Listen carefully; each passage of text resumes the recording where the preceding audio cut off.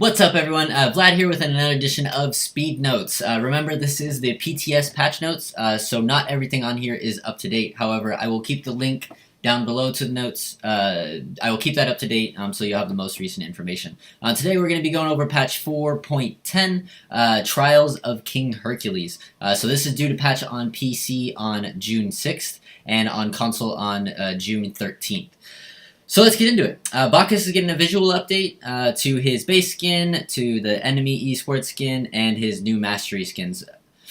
New god skins, Poseidon's getting a Abyssal Sorcerer skin, Hercules is getting a Vanguard skin, we have Eliminator Ravana, the Marksman Rama, and Seductress, Dodgey.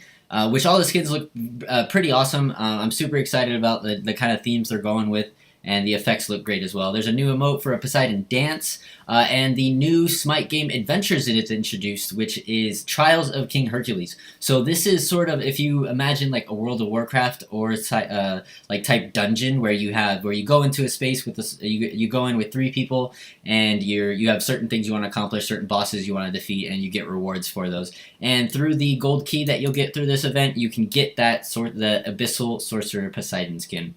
Moving on to bug fixes, I won't go into these into depth. You can go to the link below if you want. But the only one I would like to hit on is the Blown Up Bludgeon. They updated a description to state basic attacks from Bludgeon only benefit from 33% lifesteal. Just a little tidbit that people might not be aware of. Moving on to item changes, Bracer of Undoing is getting a buff, increase in recent damage lost time from 3 seconds to 5 seconds, and the upgrade is getting a decrease in cooldown and an increase in health and mana restored. Now, Heavenly, its upgrade, Horrific and its upgrade, Phantom and its upgrade are all getting decrease in cooldowns. Specifically, their upgrade version is going to have a significantly lower cooldown. So you can kind of see that maybe late game, or if you want to get something like that early, buy that upgrade relic early. You can see that making an impact.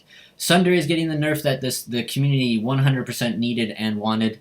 It's not as much of a nerf as people wanted, but with the other relics seeing a significant cooldown buff, maybe we'll see that kind of balance out.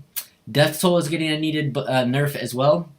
It's getting an increase in mana restoration on basic attacks from 3 to 4, and that's for single target. The nerf is when it's in that melee range cleave. You'll only get the max amount on the first one, and the other after the first one, you only get 4 health and 2 mana.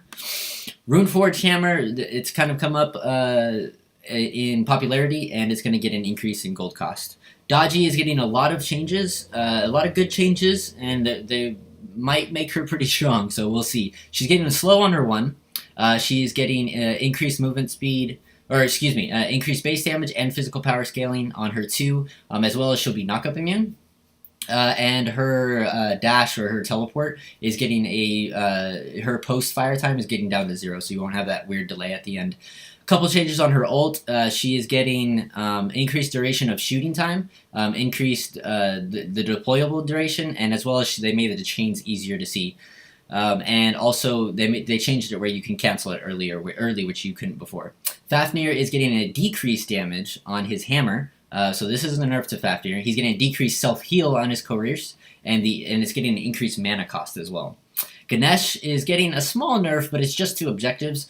So with his ult, where you can just do that constant dot damage, they're decreasing that on minions and on jungle camps because it was just a little too strong. Khepri, known as a early lane dominator, is going to get his Rising Dawn reduced in damage to try to kind of balance him a little bit more.